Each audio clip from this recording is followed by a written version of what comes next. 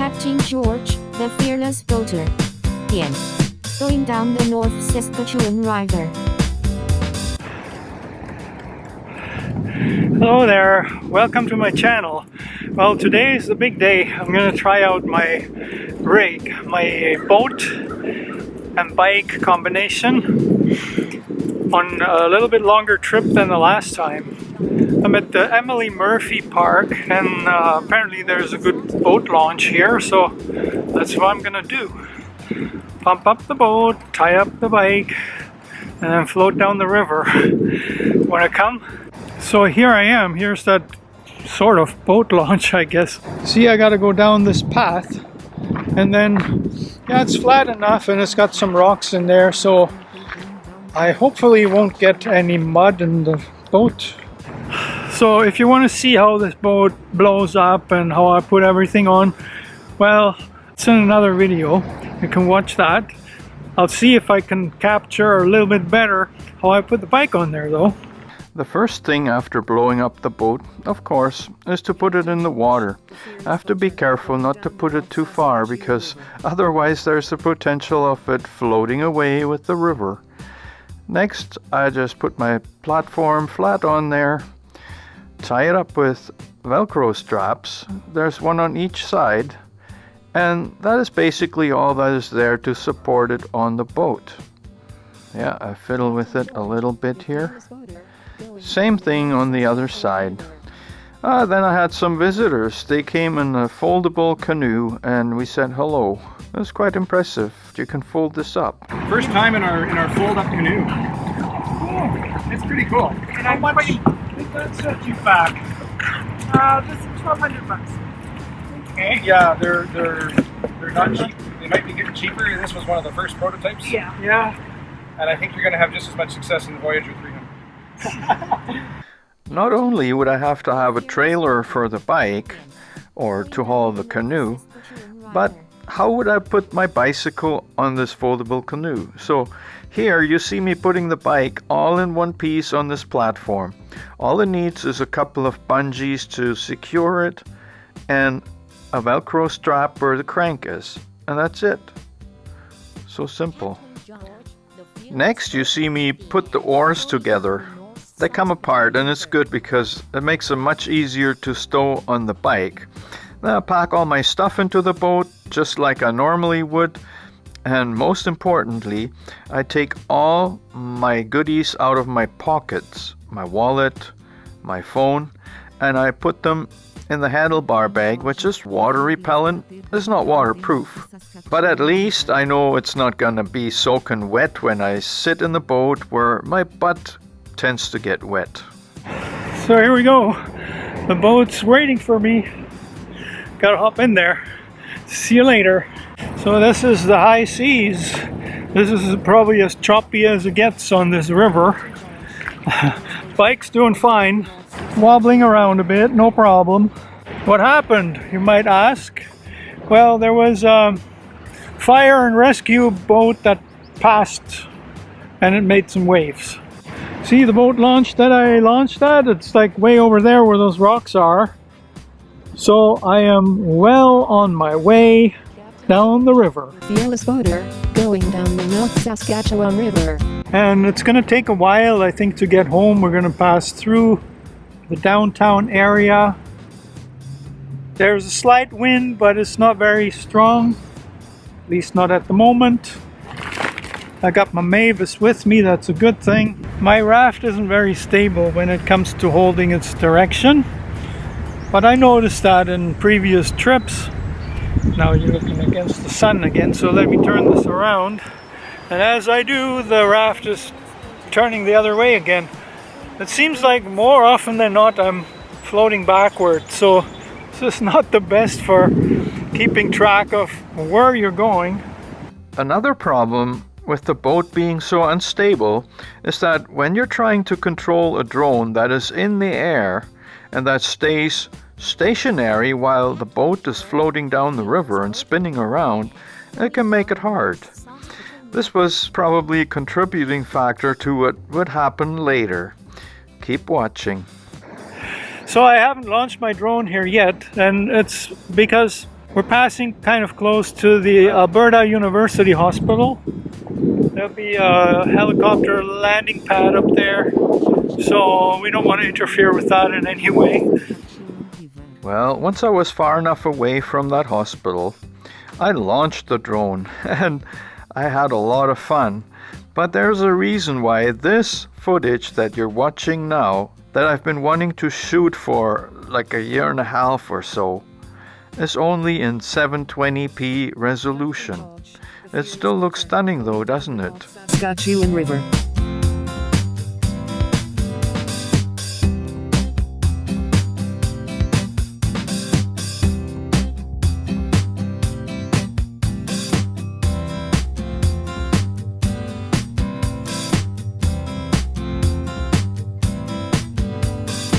Captain Jorg, the fearless boater, going down the North Saskatchewan River.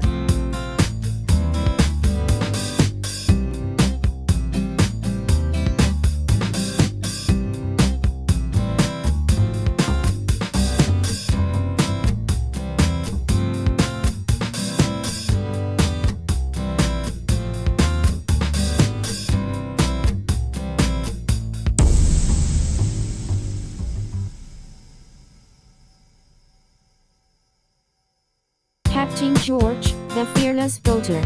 The end. Going down the North. Yeah, Captain Jorg was having the time of his life, believe me. But then suddenly there was a problem. Low battery warning. Uh-oh. Would I have enough time to position myself and catch the drone? I decided no.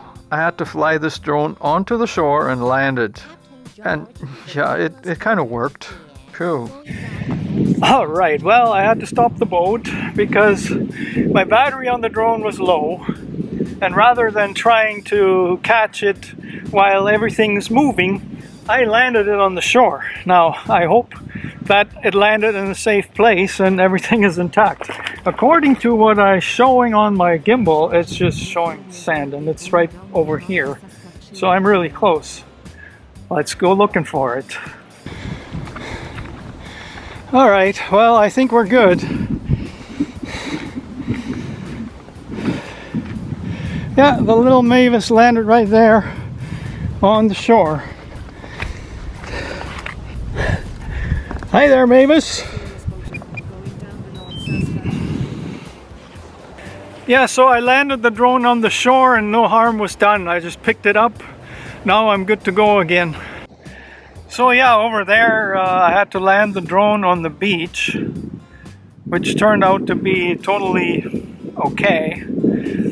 However, it got me a little nervous, to be honest, because I was fully expecting to have enough battery left in order to fly it back to me and catch it like I did on previous occasions. Now, the next time I think I have to be careful, like when the battery gets below 50%, it's time to fly it back. But that's how you learn. At least it wasn't a $700 lesson. Yeah, I'm kind of happy about that. Edmonton, Alberta, I tell you, can float through the downtown. How cool is that? So this trip that I'm doing today, it is from Emily Murphy Park back to the Capilano boat launch where I got out last time. I'm not anywhere near the launch point from last time yet, which was at Dawson Park, but I'm getting there. It won't take me too long. The river is calm, the river's nice. It's intense sunshine today. I got sunscreen on, but it may not be sufficient. I might get a little bit toasted. Captain Jorg, the fearless boater, going down the North Saskatchewan River. Maybe I'm gonna hit that pole. Uh-oh.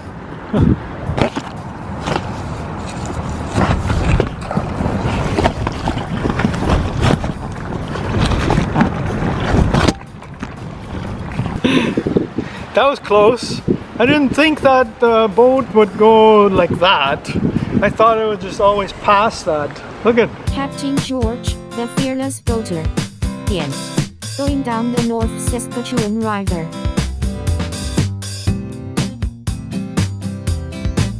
As I was passing the McDonald Hotel and the low-level bridge, I was starting to plan my second drone flight. I was going to get close to the Tawatina Bridge, which is brand new, which also has the accidental beach nearby, where I could always land it in case I have a problem or I couldn't catch the drone. This is much more stable right now than facing the other way.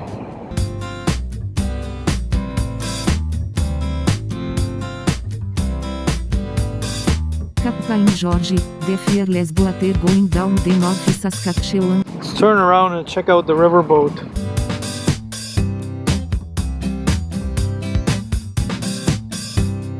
The flight started off great, with decent footage of me floating down the river underneath the Tawatina Bridge. Then I turned around in order to see the skyline of Edmonton and the Edmonton Queen. Everything was going just fine. So then I decided to fly the drone over me but underneath the bridge, and this is what you'll see now. There we go, wonderful. There you see me in the boat. However, at this point my screen started getting dark. So what you see here is not what I saw. I saw a dark screen, so I couldn't really tell how far the drone had passed me. So I kept flying a little bit more, and I was staring at my screen to see if I could spot myself on this video. But look at it, I'm like way in the distance there. Now at this point I was starting to get a little nervous. So I parked the drone for a little bit in the air, and I figured there was enough battery juice left so I could get myself to this accidental beach and reorient myself so that I could fly the drone back to me. However, the screen was still black. I couldn't see. And at this point, I was looking for a place to land it. It didn't really matter how far away from me it was because I couldn't tell by the screen. But as long as it would be on land. I didn't even realize there was a motorboat passing. Couldn't see it on the screen at all. This must have been pretty close actually. Now I am on my mission to fly toward the land. Holding my hands around my eyes and staring at the screen, I was able to sort of tell when I was getting close to the land, and what I did at that moment was to tilt the gimbal downwards. That way I could make sure what was directly underneath the drone, which had to be solid ground and not water. Water, water, water. Ah, there it is, solid ground. Perfect for landing.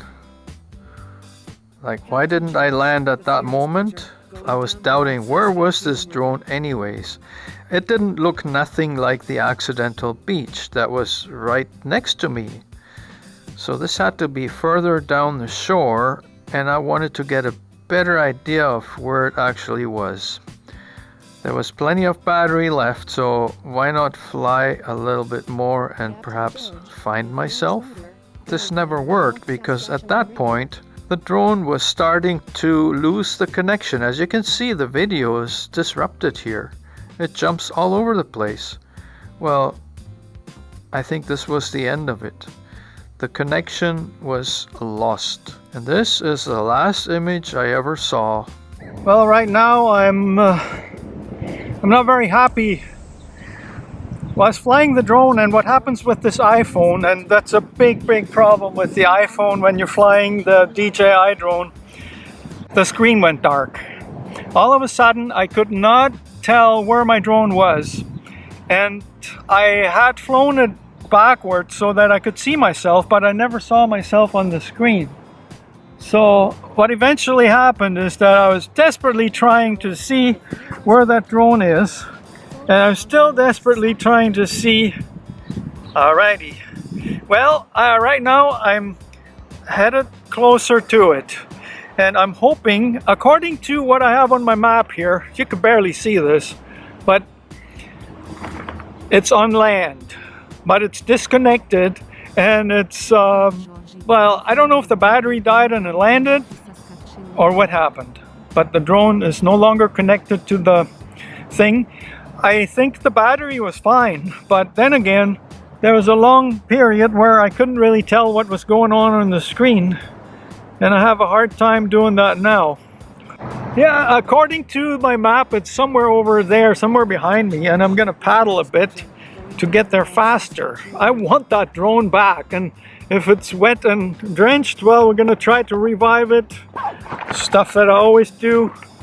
But of course, I'm hopeful that nothing really happened to it. Yeah, the sunshine is so intense, and that means the iPhone screen goes super dark, and that is something I should have considered. I never thought of this, but I mean, it's done it before, but the difference was that I wasn't in the water. Well, we're getting closer. It's facing this way apparently, and now it makes sense because what I see is plants. Dang it, I can't even see this now. No, I should be right about where it is. Right about there. So let's go back there. I don't want to go down the river too much more, because there's a good chance that my drone is right over here.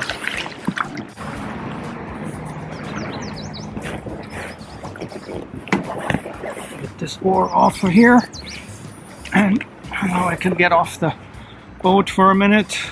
Yeah, it's gonna be muddy. It's gonna be muddy, but according to this, I'm right where the drone is. So, I wish me luck. Alright, well, I'm right about where the drone should be. Like when I walk like this, I can see the dot on the map. Like, okay, I should be a little bit closer this way. Like, if we find this, I'll be ecstatic, but I'll tell you the truth about it. Yeah, because the drone is disconnected, this may just be the last known location, and it may not have anything to do with where it actually is. But gotta give it a good last effort here, because yeah, this thing means a lot to me and to my channel. You know, I think it's official. I probably lost the drone, the Mavis, in the water, and it was because I lost sight of it. But I was flying it backwards to find myself on the screen, and then when I didn't see myself, I thought I have to go back a little bit more so that I pop up on there. But I guess because this screen, it goes so dark. This is an iPhone 8, supposed to be a good phone, but like this screen is like, I'm so disappointed, really. Like, according to this, which I could barely see, I should be standing almost right on my drone. Now I'm gonna give it a good last effort here to look for it.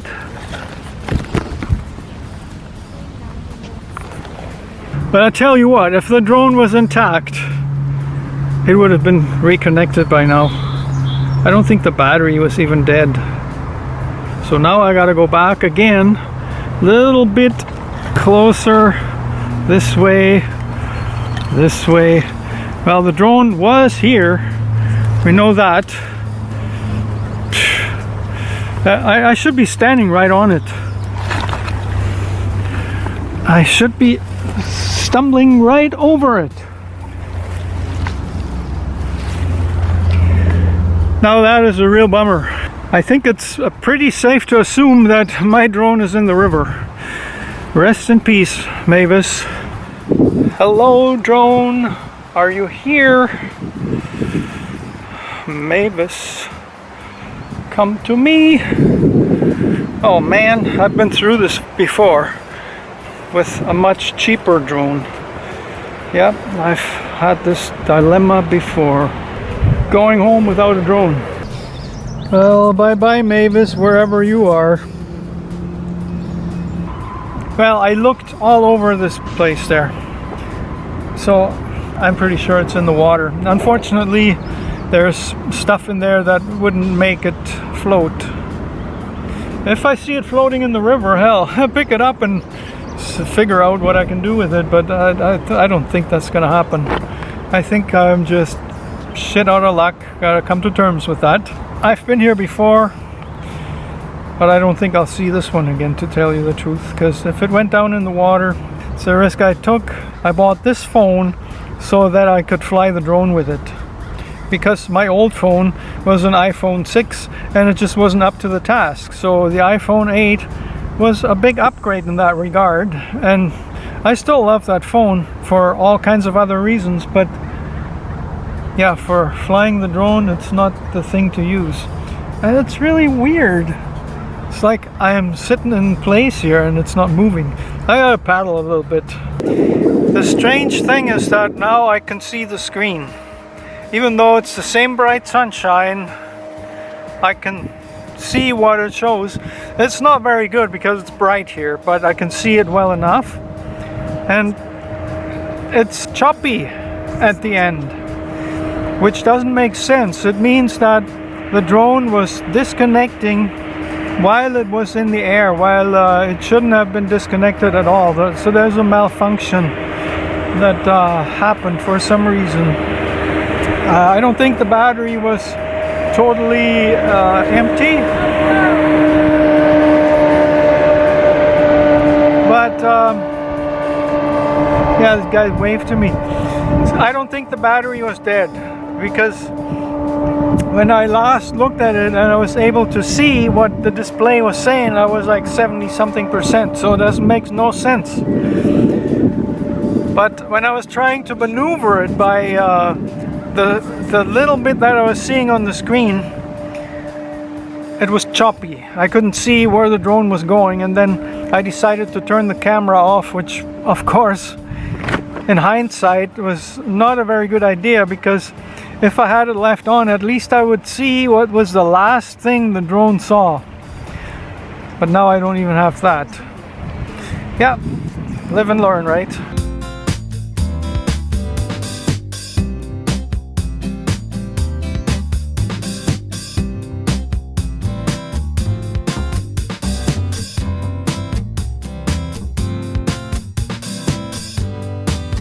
So now I'm in the territory where I was last time.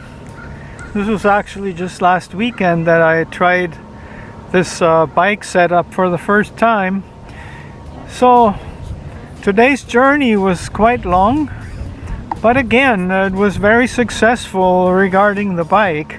Of course, I wanted to present a perfect video with drone footage in different places, and well, this is gonna happen, but the drone part was not quite successful, as you may notice. I wasn't planning on losing the drone in the water.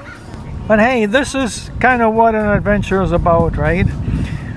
Yes, I risked something, I lost something, but I'm alive. All my my other stuff's here. Like, it's not a huge loss. It is significant when you go from a financial standpoint, but I've had this drone for a year and a half and I've gotten a lot out of it.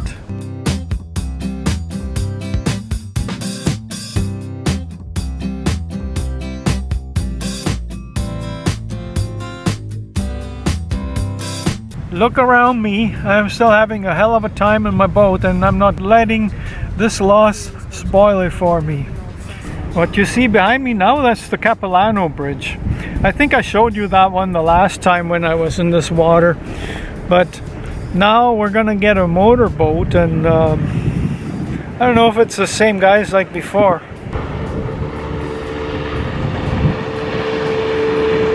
I'm probably the guy with the cheapest watercraft here on the whole North Saskatchewan River, and I'm doing fine, thank you very much. Never get enough of the bridge footage. Yeah, I still find that pretty cool. To go under a bridge. Traffic up above, and I'm just sitting here relaxing. Captain George. The Fearless Boater. Ian. Going down the North Saskatchewan River.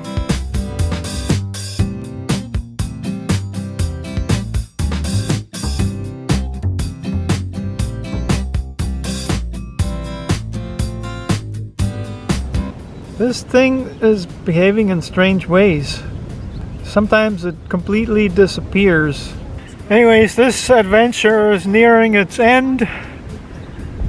Over there by that bridge, or just past that bridge, that's where I gotta get out. This wood is actually following me. Ever strange. This is not wood, this is a beaver or somebody, but so weird. Why would he behave like that? That thing is strange. Really? It's followed me. I don't know what it is. Looks like a piece of wood to me. I don't think this is a piece of wood, even though it looks like one. Could this be a beaver? What a weird looking fella. Maybe he's got my drone and he followed me. Saskatchewan River.